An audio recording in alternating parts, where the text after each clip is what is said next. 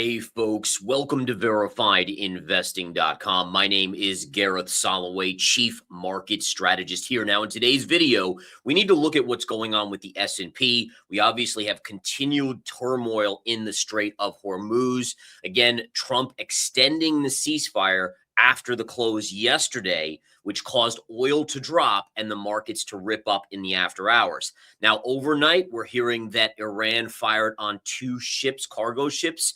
All right. But again, what's interesting here is the S&P futures are not caring.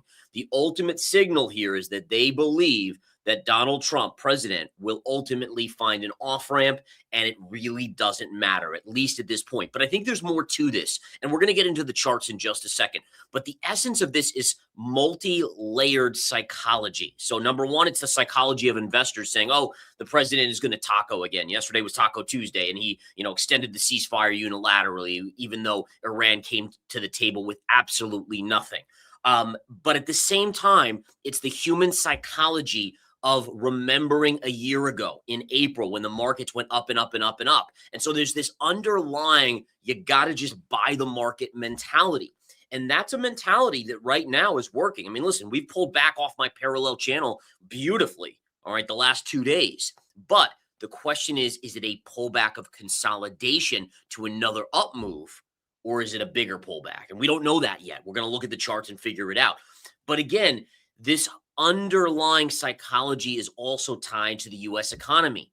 Earnings are going to be very good this quarter. I mean, yes, stocks are falling on earnings because they've gone up so much, but in general, earnings are very good. And so the U.S. investor and even global investor is also looking at the markets and saying, okay, yes, there's craziness in the Middle East, and yes, oil is up here, but as long as earnings are doing well and the U.S. economy is at least hanging in there on the surface, and we know there's a lot of trouble underneath, as many of you guys feel and I feel, right? But as long as on the surface earnings are getting better because AI is doing its thing and people and companies are cutting jobs to replace with AI, which makes them more profitable, margins are great for semiconductor companies, then the market is being bought up. And that's the kicker.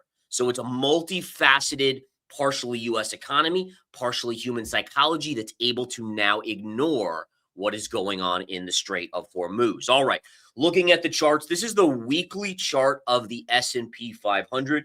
And as we know, you guys, literally you could go back to 2025. I was talking about this parallel channel. Even when we tagged it up here, I said, all right, guys, this is the beginning of a corrective move. We got this beautiful rounded top here, which is institutional selling, right? So understand what rounded tops are. Rounded tops are like this, right? And then they accelerate to the downside. But the point is, when you get a rounded top, what's actually going on is institutions are selling, right? They're selling. They know something retail doesn't, but retail is saying, wow, markets are right at all-time highs. I got to get in this. I got to FOMO in this market, and they're buying. And that's what creates the rounded top. And the reason why a rounded top kind of curves over is simply because what ends up happening is that institutions have more money. So eventually they exhaust the money of retail, and eventually it curves over, right? So you only have, let's say retail has X amount of hundreds of millions or billions, but institutions, as we know, I mean, BlackRock alone is sitting on trillions of dollars of money, right?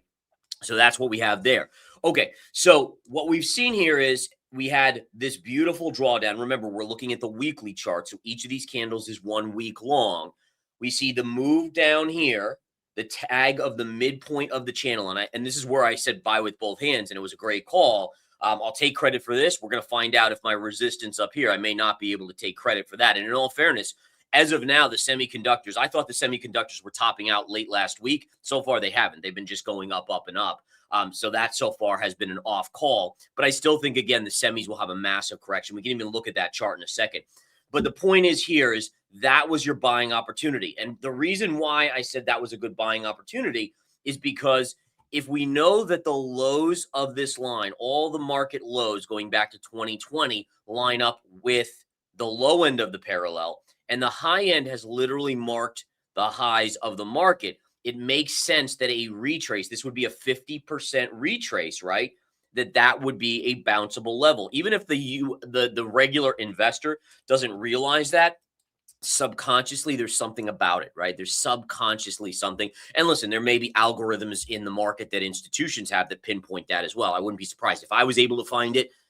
Probably institutions found it as well, right? All right. So once we saw the rebound here, look at it, it's a 3-bar surge on the weekly. Where did it go? Literally right back to that top. And now we've had a small pullback. And again, it's important to note this is a small pullback. It's nothing major yet.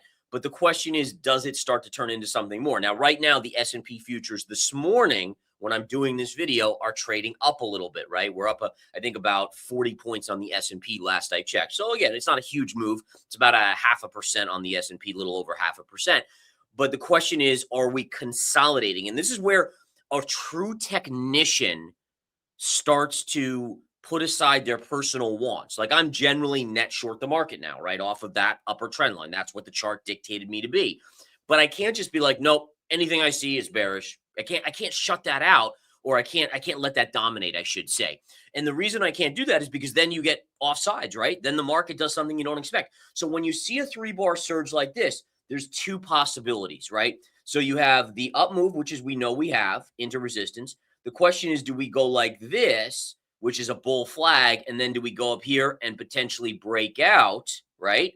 Or do we have a sharper correction, which then, let's say we correct 618, we get a bounce, but it's a bear flag off that down move, and then a move down. And that's what really is so important, folks. And this is what I love to teach retail investors, because this is what institutions are constantly focused on.